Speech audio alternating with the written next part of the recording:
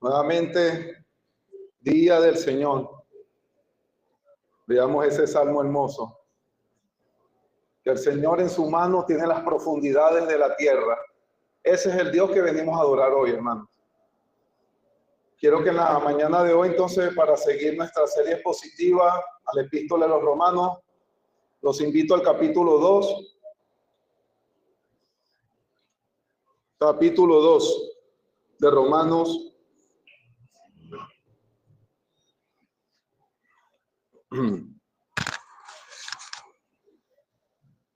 Hoy vamos a ver desde los versículos 1 al 4, pero para que veamos el contexto literario, lo que viene después, vamos a leer hasta el versículo 11. Bien, dice así la palabra inerrante del Señor.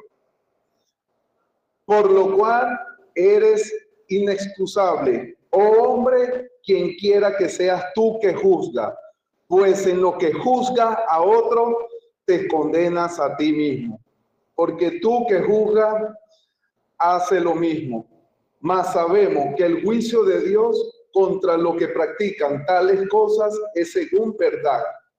Y piensa esto, oh hombre, tú que juzgas a lo que tal hacen y hace lo mismo, que tú escaparás del juicio de Dios, o menosprecia las riquezas de su benignidad, paciencia y longanimidad, ignorando que su benignidad te guía al arrepentimiento, pero por tu dureza y por tu corazón no arrepentido, atesoras para ti mismo ira para el día de la ira y de la revelación del justo juicio de Dios, el cual pagará a cada uno conforme a sus obras. Vida eterna a los que perseverando en bien hacer buscan gloria y honra e inmortalidad, pero ira y enojo a los que son contenciosos y no obedecen la verdad, sino que obedecen a la injusticia. Tribulación y angustia sobre todo ser humano que hace lo malo, el judío primeramente y también el griego, pero gloria y honra y paz a todo el que hace lo bueno, al judío primeramente y también al griego, porque no hay acepción de personas para con Dios. Amén. Gracias te damos, oh bendito Salvador. En tus méritos vamos a ti, primeramente dándote gracias por este día que tú nos das, nos regalas, Señor. En tu santa providencia estamos aquí reunidos para glorificarte, Señor. Sé tú, Padre, con la asistencia de tu Santo Espíritu, obrando en nuestros corazones, corazones de nuestros hermanos, para santidad, para que estas palabras no solamente lleguen a los oídos, sino a nuestros corazones como esa verdad ciertísima, porque tu palabra es verdad. Ayúdanos, Señor, esta mañana a entender el propósito de esta predicación, y es tu evangelio, mostrar tu cruz, Señor, tu gloria, Padre. Bendice a nuestros hermanos que no pudieron venir por alguna razón. Sé tú dándoles consuelo donde quiera que se encuentren, edificándoles, Padre. A mí, a este siervo inútil, ayúdame, Señor, para cumplir el propósito de esta predicación y glorificarte, Señor. Sigue ayudándonos, Padre. Descansamos en tus promesas y en tus méritos oramos. Amén.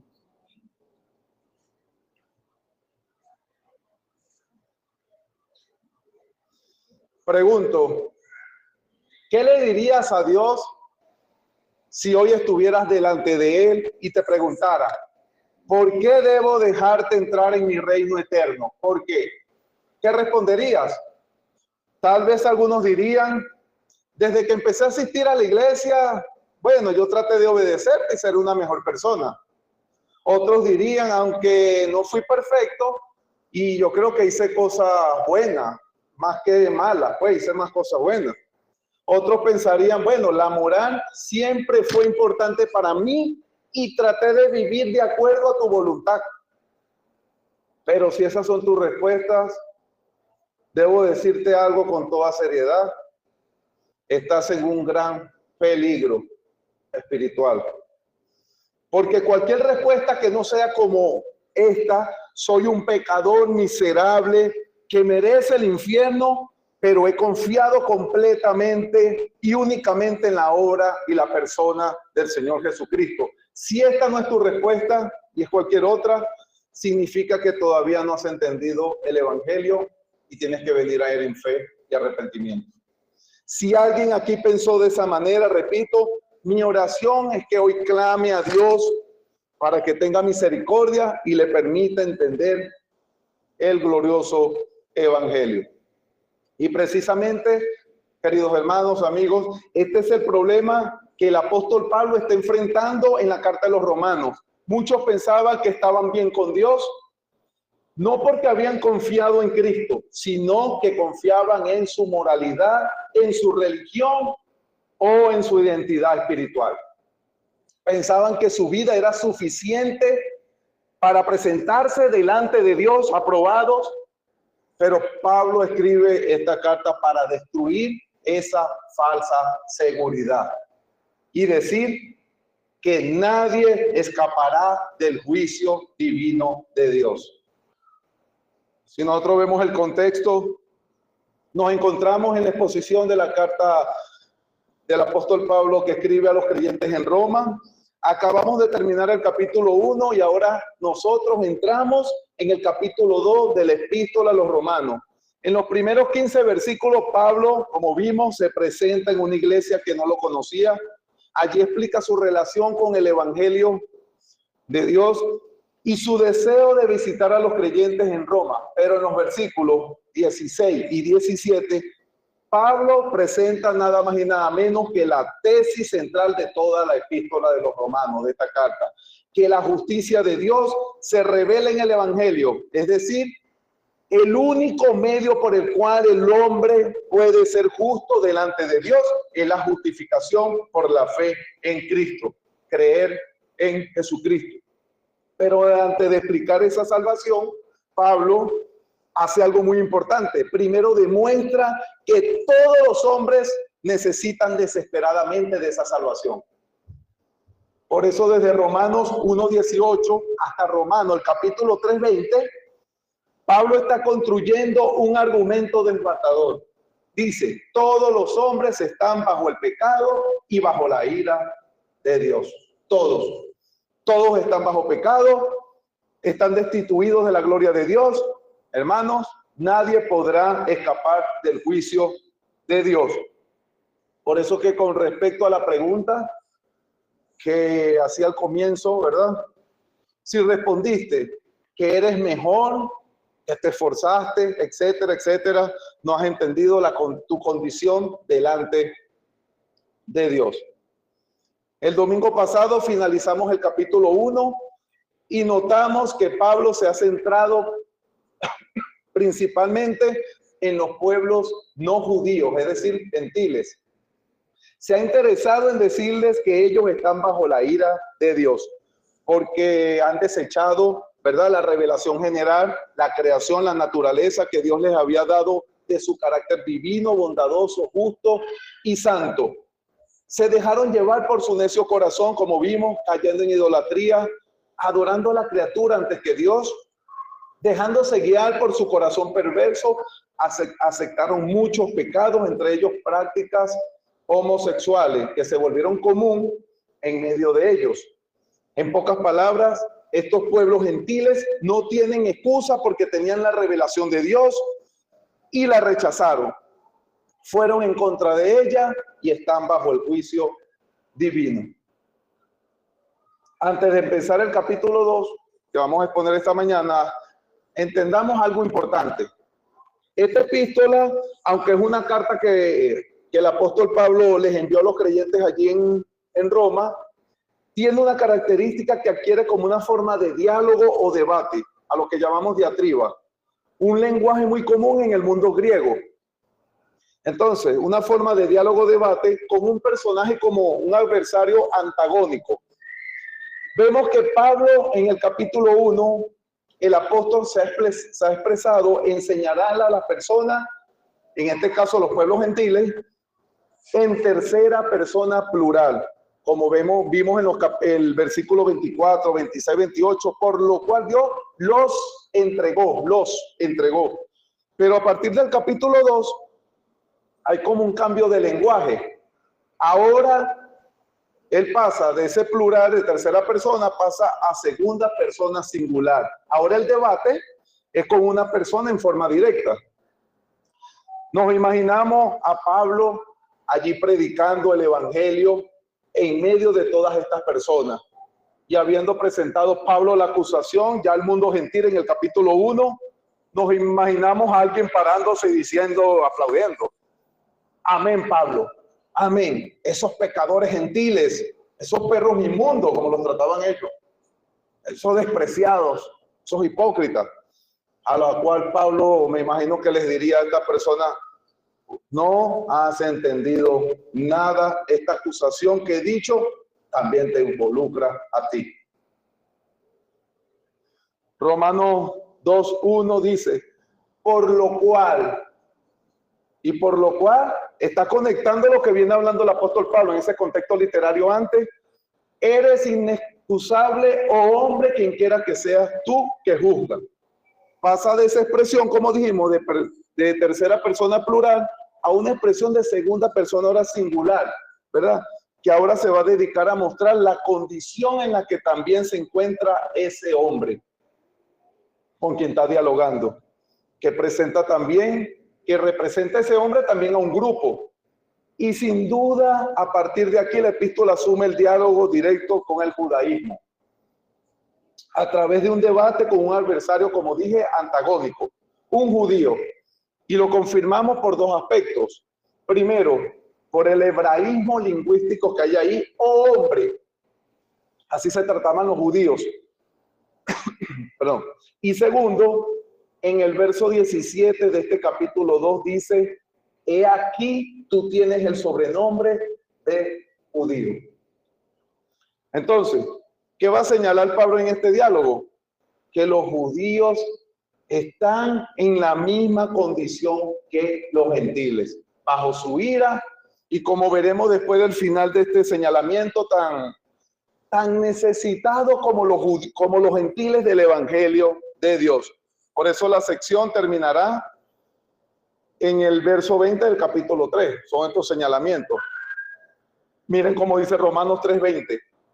Ya que por las obras de la ley, y escúchense lo que dice aquí, ningún ser humano será justificado delante de él por medio de la ley, es el conocimiento del pecado. Por eso, si tu respuesta, como dije, a la pregunta que hice al comienzo es, yo hice esto, me esforcé, aquello, ninguno podemos dar esa respuesta ante Dios, porque ningún ser humano será justificado delante de él por las obras de la ley.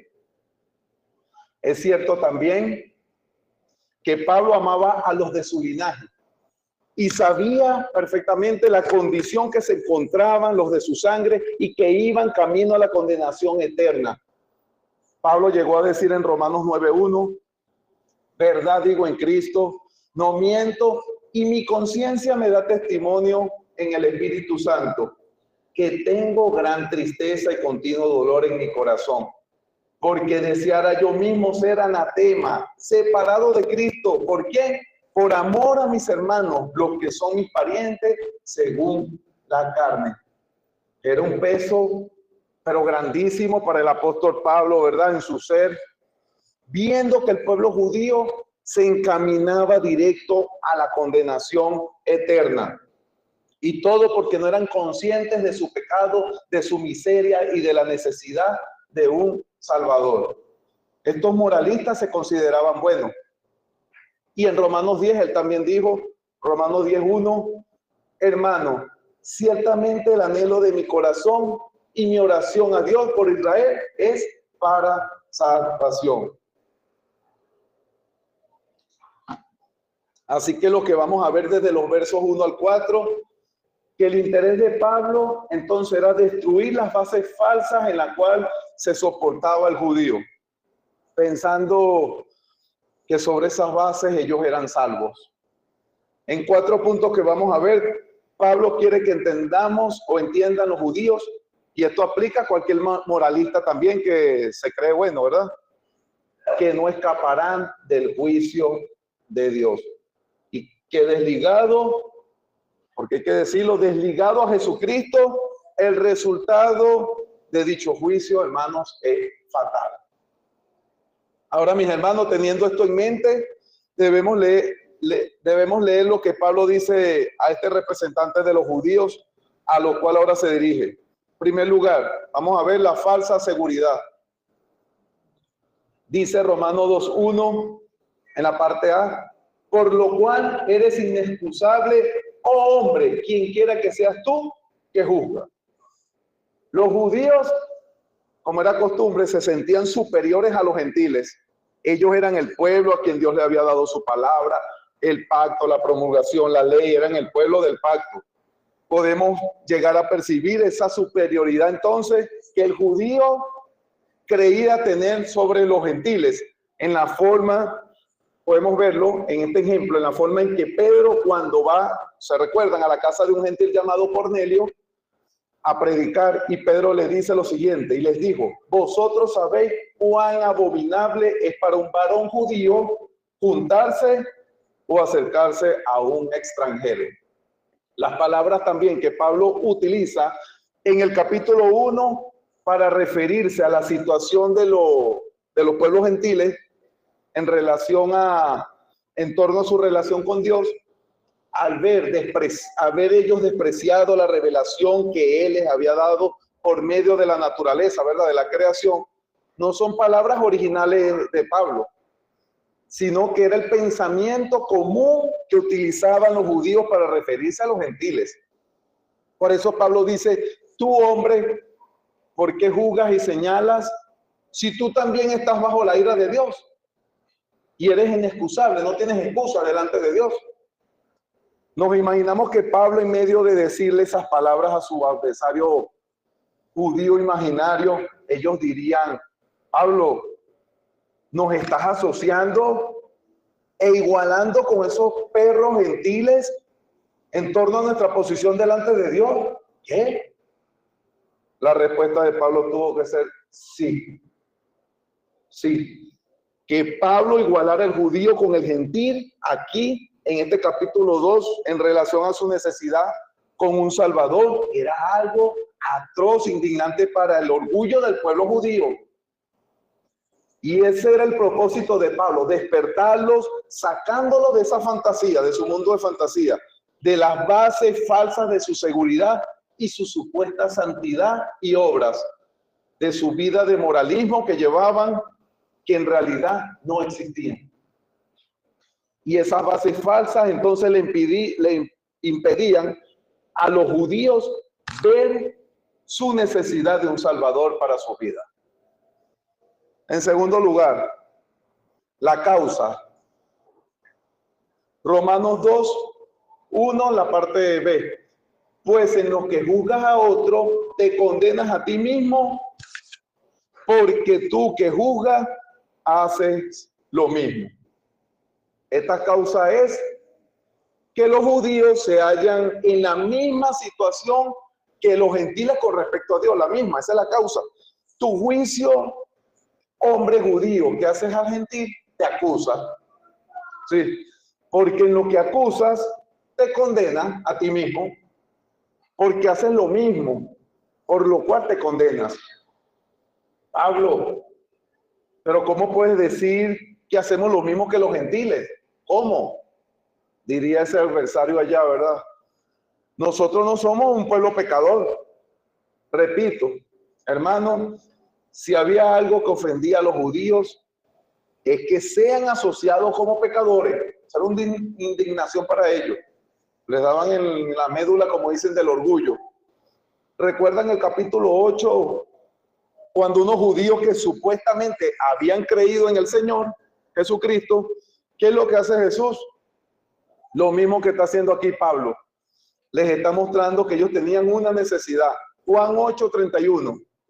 Dijo entonces Jesús a los judíos que habían creído en él: si vosotros permanecéis en mi palabra, seréis verdaderamente mis discípulos. y si conoceréis la verdad, y la verdad os hará libres. A estos judíos obviamente no les gustó que Jesús les dijera, y la verdad os hará libre. Eso fue una ofensa para ellos. ¿Y qué respondieron en el versículo 33? Le respondieron los judíos, linaje de Abraham somos. Wow. Y jamás hemos sido esclavos de nadie. ¿Cómo dices tú, seréis libres? Le dicen a Cristo. Entonces el Señor les revela algo que ellos no quieren aceptar. El 34 dice, Jesús les respondió, de cierto os digo que todo aquel que hace pecado, esclavo es del pecado. Me imagino la cara de ellos allá. Algo que iniciaba en este pasaje como supuestamente habían ellos creído, supuestamente, termina que lo querían apedrear al Señor. Es contradictorio. Habían creído, pero al final del pasaje ya lo iban a apedrear. Repito, si había algo que indignara al pueblo judío era que fueran asociados con pecadores. Pablo, ¿cómo puedes asociarnos con la idolatría y el homosexualismo y esos pecados? ¿Cómo puedes decirnos que hacemos lo mismo? El judío que había escuchado lo que Pablo había expuesto en el capítulo 1, ¿verdad? No había tenido la capacidad de verse él reflejado en los pecados que Pablo describió allí. Aunque no le dio tiempo, ¿verdad? Esto era algo muy común de la naturaleza humana. Y es algo muy común hoy, ¿verdad? De la naturaleza de nosotros. ¿A quién le gusta que le diga que eres un pecador, que eres lo peor, que eres un miserable? Nosotros, de verdad que nosotros también somos expertos en ver los pecados de los demás y a kilómetros los vemos, lejos. Pero somos ciegos con los nuestros y nuestra condición delante de Dios para ver nuestra miseria, nuestros pecados. Ellos nunca se vieron asociados con los pecados que Pablo nombró en el capítulo 1. ¿Recuerdan los pecados? Romanos 1:29. Estando atestados de toda injusticia, fornicación, perversidad, avaricia, maldad, llenos de envidia, homicidios, contiendas, engaños y malignidades, murmuradores, detractores, aborrecedores de Dios, injuriosos, soberbios, altivos, inventores de males, desobedientes a los padres, necios, desleales, sin afecto natural, implacables. Y Pablo, sin misericordia. Wow. Se le escaparía algo aquí. La pregunta es, ¿podía acaso un judío escapar de estos señalamientos que estaba haciendo Pablo aquí? No, no podía. Como tampoco puede ningún hombre. Algunos de estos pecados que Pablo narra allí pueden llegar a describirnos perfectamente. Alguien decía, el problema con el judío es que había asociado el quebrantar de la ley de Dios, es decir, su verdad, con un acto en particular y no con la intención que surgía en su corazón, ¿verdad? Olvidando cómo ellos bien lo sabían, que Dios no solo mira el exterior, sino también el corazón. Ya Cristo había denunciado esto. En la época, el fariseo, uno ve al fariseo y el fariseo era digno de imitar, el celoso de la ley. Y que Jesús les diga esto, Mateo 5:20, porque os digo que si vuestra justicia no fuere mayor que la de los escribas y fariseos, no entraréis en el reino de los cielos. Que Jesús diga esto era algo fatal. ¿Por qué? Porque a partir del verso 21, Cristo muestra el porqué. Mateo 5:21, oíste que fue dicho a los antiguos, no matarás, y cualquiera que matare será culpable de juicio. Pero yo os digo que cualquiera que se enoje contra su hermano será culpable de juicio, y cualquiera que diga necio a su hermano será culpable ante el concilio, y cualquiera que le diga fatuo quedará expuesto al infierno de fuego. Y dice también el 27, oíste que fue dicho, no cometerás adulterio. Pero yo os digo que cualquiera que mira a una mujer para codiciarla, ya adulteró con ella en su corazón. Pura, como dicen, fachada exterior, pero Cristo con esto lo sentenciaba ya. ¿Quién de los que están aquí pueden pasar ese parámetro? El quebrantar la ley de Dios, su verdad, no se remite al acto, sino que incluye el deseo interno del corazón. Con eso los estaba sentenciando. Oh hombre, que te consideras muy recto y moral, que estás aquí presente y estás indignado por esta enseñanza también. ¿Soportarías, y esta pregunta, soportarías que el interior de tu corazón fuese puesto como en un rayo X, era un proyector, y que todos lo viéramos? Te aseguro que no. Porque tú puedes dar la figura de un hombre muy recto y moral, pero te describen muy bien las palabras del Señor Jesucristo. Son sepulcros blanqueados, que por fuera, la verdad, se ven muy hermosos, pero por dentro son carroña. Creo que está fuerte, pero no crean, el primer confrontado fui yo.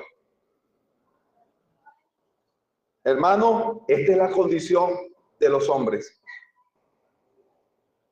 Los judíos podían aparentar una pureza como externamente, ¿verdad? Pero interiormente eran como los gentiles.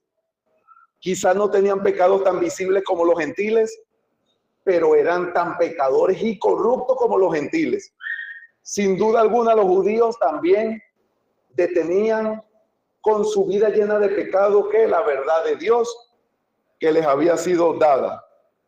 Ellos también eran culpables, también estaban bajo la ira de Dios. Y eso lo que expone el apóstol Pablo. De la misma manera de que el gentil se apartó de esa revelación general de Dios, ¿verdad? Su creación, que le había sido entregada a la naturaleza, los judíos se habían apartado mediante la desobediencia de la revelación especial que Dios les había entregado, su verdad, su ley. Pero este era el peligro con los judíos. Ellos no se consideraban así, y aquí estaba el peligro. ¿Saben por qué? Su comparación no estaba en relación o en torno a la voluntad de Dios y de quién es Dios, o la ley que Dios les había dado a ellos, sino que su comparación se centraba en los hombres mismos.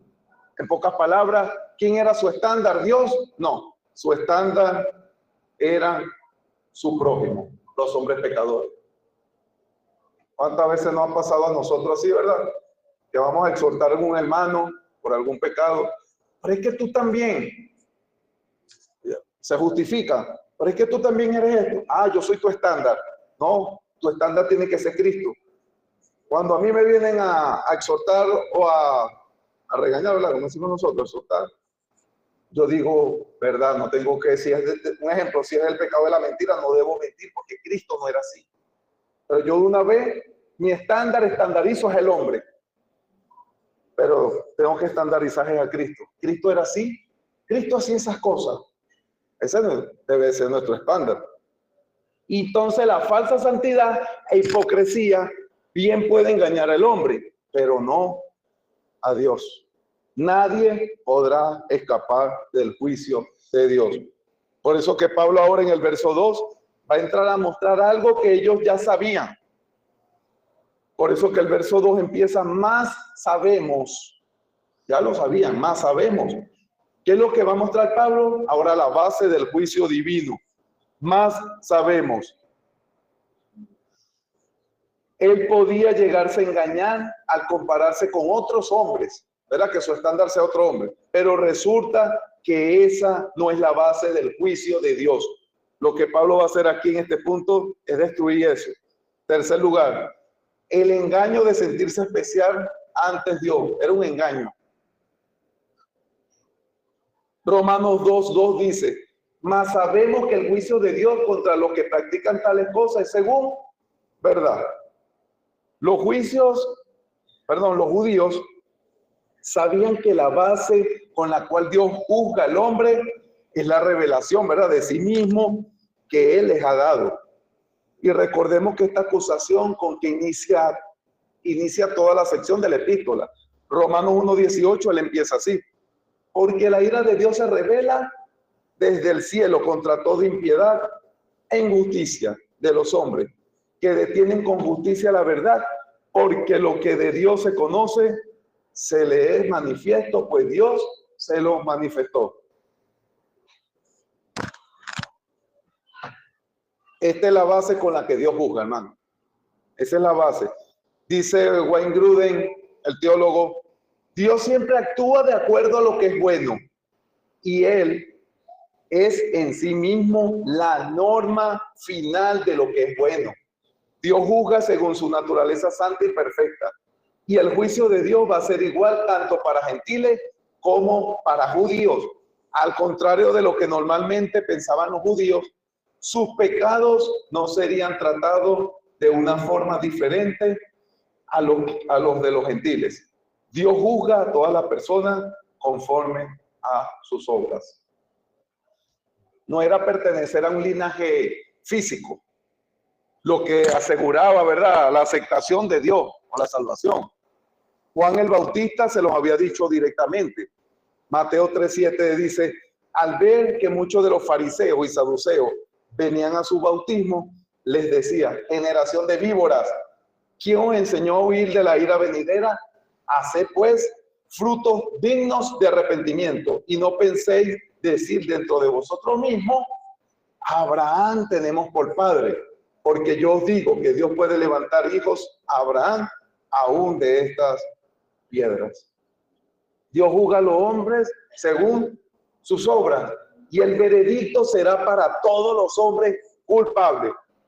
Pero una buena noticia, solo aquellos que se encuentran unidos a Cristo en el libro del Cordero de Dios se salvarán. Todos los hombres son juzgados según sus obras, y el veredicto unánime es culpable, porque todos están destituidos de la gloria de Dios, y por eso Pablo ataca de forma directa esa falsa base de seguridad que tenían los judíos. Por eso les impedía ver su necesidad. Romanos 2:3 dice, avanzamos, y piensa esto, oh hombre, tú que juzgas a lo que tal hace y haces lo mismo, que tú escaparás del juicio de Dios. ¿Tú escaparás del juicio de Dios? El pastor Pablo Prieto de la iglesia en Colombia dice, los judíos estaban convencidos de que eran el pueblo escogido por Dios, al cual se les había entregado su ley. Ellos únicamente tenían que entonces tener una voluntad y obedecer la ley de Dios, lo cual les aseguraba una aceptación divina. Sigue diciendo, dice, no, esa no era la base del juicio, sino que los hombres eran juzgados según sus obras. O sea, Dios no nos ha dado su ley, decían ellos, y por esa ley podemos ser salvos. Si ellos tenían esto en mente, la pregunta, ¿cómo podían estos hombres sentir la necesidad de un Salvador si tenían eso en mente? ¿Cómo podrían aceptar a uno que viene ofreciendo lo que ellos creen poseer? Porque ellos creían poseer todo eso. ¿Para qué Cristo? ¿Para qué un Salvador? Si yo puedo salvarme por mí mismo. Donald Graham Van House dice lo siguiente.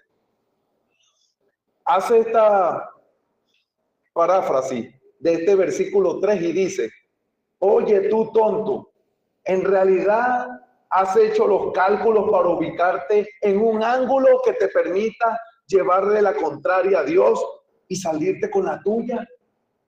Ni siquiera tienes un ápice de probabilidad de lograrlo. No hay escape alguno, jamás, y esto tiene que ver contigo. Podrás tú, ¿verdad?, llevarle la contraria a Dios. Podrás tú salirte con la tuya. Podrás lograrlo. Hermanos, la ley no podía ser el camino para tener una correcta relación con Dios. No podía ser la base de ellos, porque es imposible para el hombre en su estado caído, ¿verdad?, poder cumplirla. Entonces, ¿para qué Dios la dio, la ley? ¿Qué beneficio tenía tener la ley? Mostrar lo que estaba Pablo haciendo, su condición. mostrar su condición, que eran pecadores. El hombre en su condición natural es un ser tan miserable que es ciego de su propia miseria. Seguro aquí hay personas que no se consideran pecadores, sino buenos en esencia. Pero la Biblia dice que engañoso es el corazón más que todas las cosas y perverso. ¿Quién lo conocerá? Solo Dios. Y su palabra es solo un espejo, que cuando nos vemos, ¿verdad? El espejo de los mandamientos, era el hermano allá, cuando uno se para en ese espejo, ay Dios, con los mandamientos.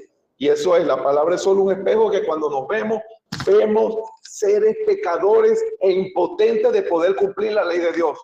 Nos parece en el espejo de los 10 mandamientos y ahí se va a quedar y le va a dar una impotencia.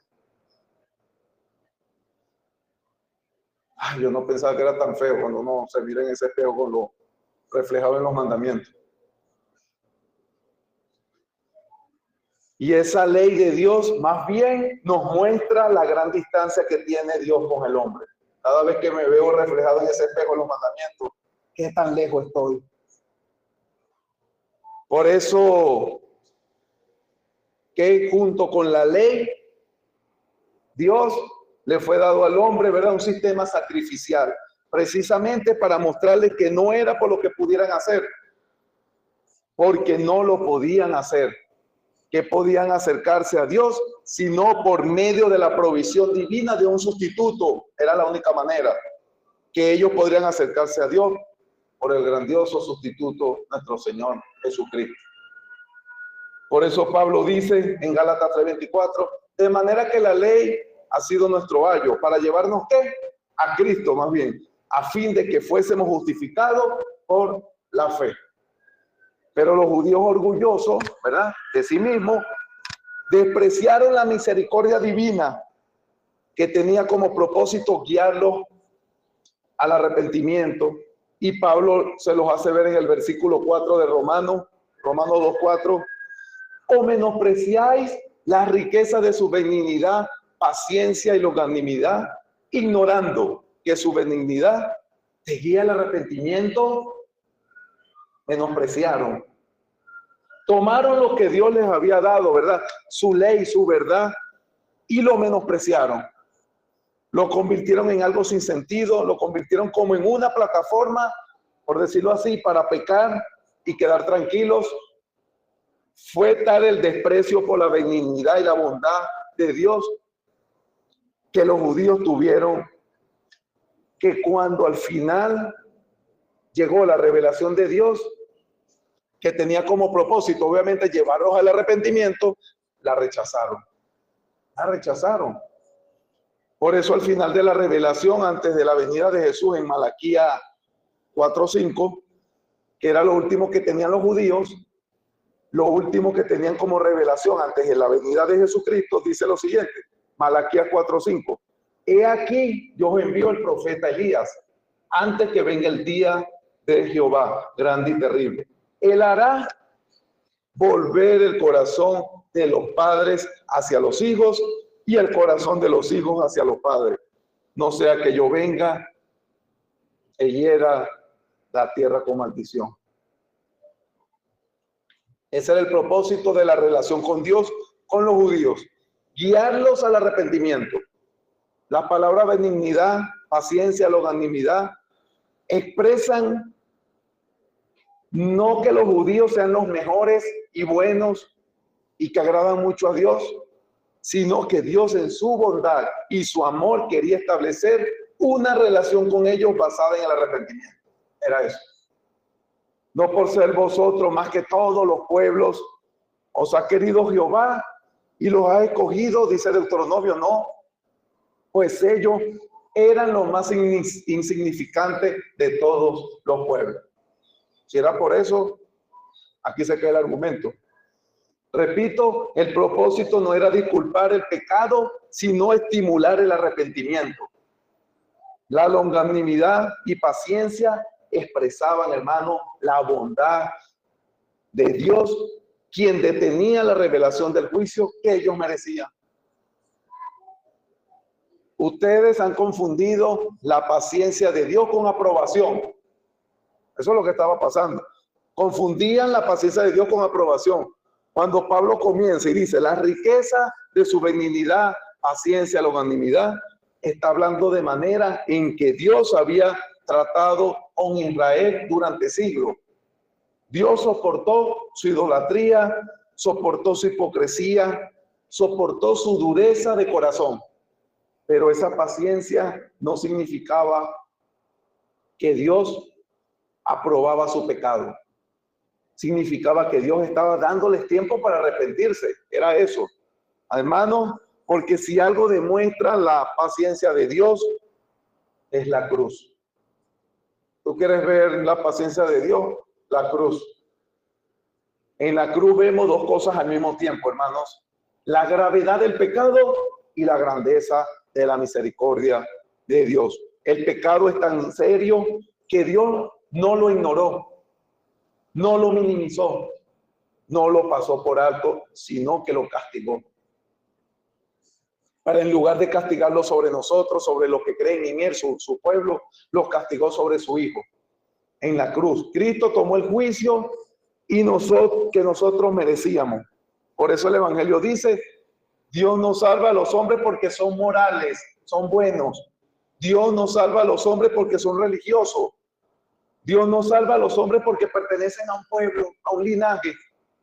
No, Dios salva a los hombres únicamente por medio de nuestro Señor Jesucristo. Por eso que toda esta sección de Romanos tiene un propósito y es destruir la falsa esperanza y decirle a esos hombres que nadie escapará del juicio de Dios.